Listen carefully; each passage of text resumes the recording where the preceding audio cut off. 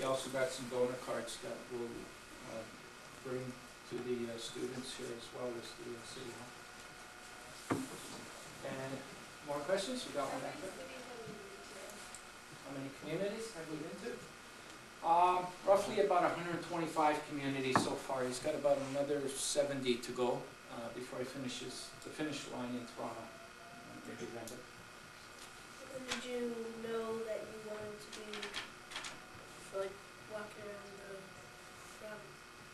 province? I went about 4 years ago.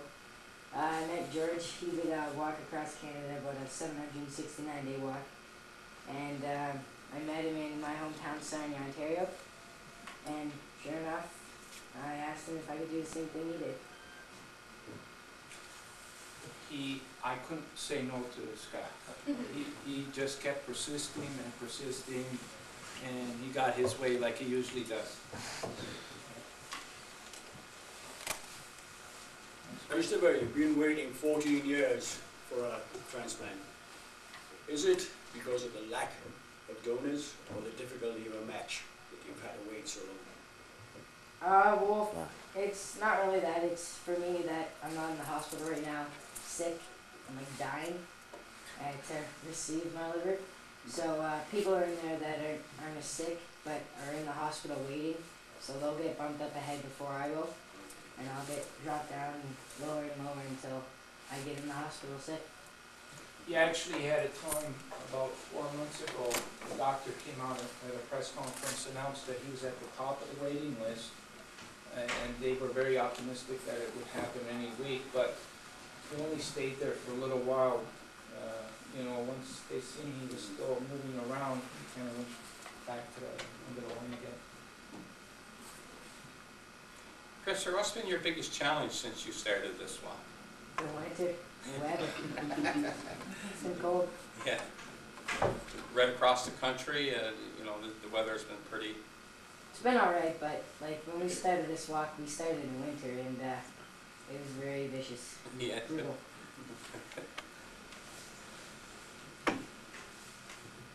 Tell them where you've gone to so far. You started in Sarnia, where you've been to. Alright, I started in Sarnia, Ontario, On. January 8, 2004, and I walked from there to Victoria, BC, well, Vancouver, BC, and got done June 18th, and flew home to my hometown again and stayed there for the summer. And then we're back out here, and today is day 2 of our East Coast journey. Did you show him your lifesavers?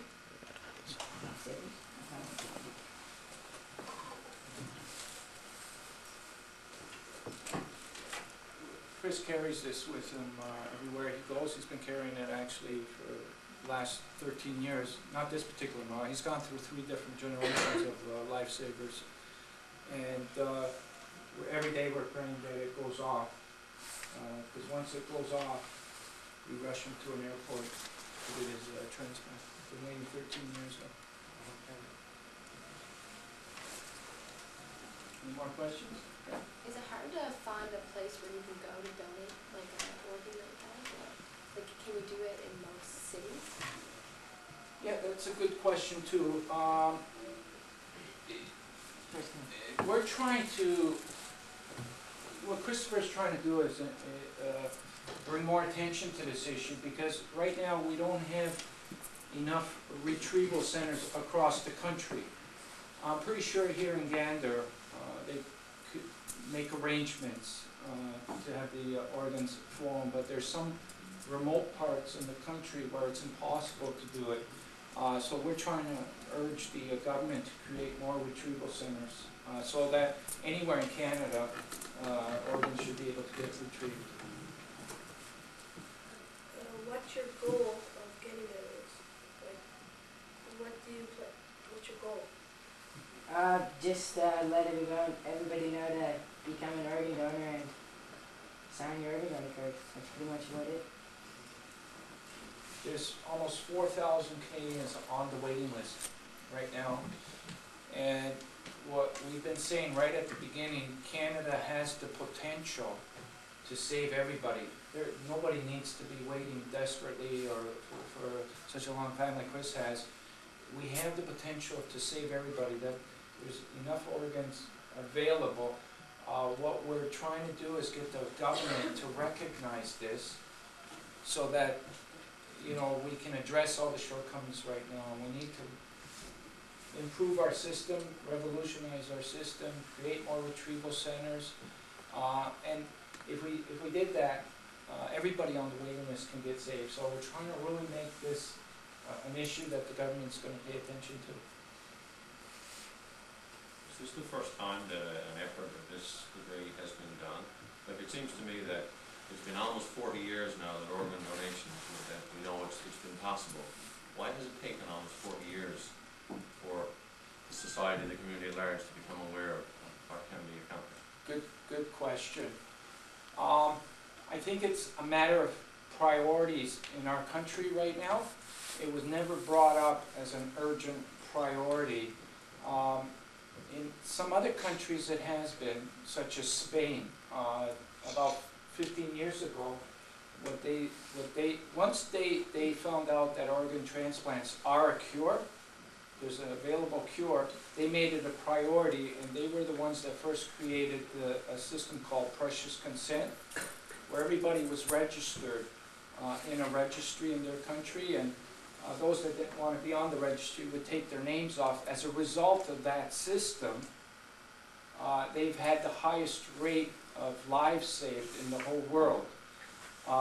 So they took this issue as a priority, and we've been trying to say to the government that this needs to have that same kind of attention. And I think it's more of a mind think for our country. Like, you know, people just weren't talking about this issue, and we need to have more people talking about it so it becomes an issue that becomes very acceptable in our country. And so this is why we feel that Kristopher's campaign is bringing it to the surface. So you'll probably see in the next couple of years that some vital changes will be made. How do you go to school? Don't you miss it, or do it back home? Well, for high school, they said that I could study and come back and take the courses, like the tests. And if not, they'll give me 4 going away credits. And that pretty much means that they'll pass me for the first semester, but I'll still have to do the second semester. It's up to the second semester if I pass them out. You would probably rather stay on the road than finish.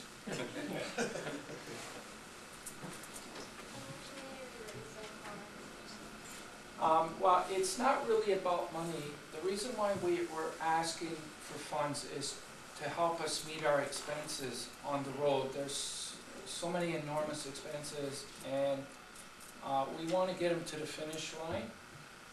So if any funds come over and beyond our expenses, we're going to make donations to both the sick kids' hospitals, and they can use it over there. But right now we are in urgent need for funds. And we do have, good question, we do have some flags here that are also available for sale, $10 a piece. They're in I the got them van. here somewhere. I don't know if I got them in. I'll find them after. Oh.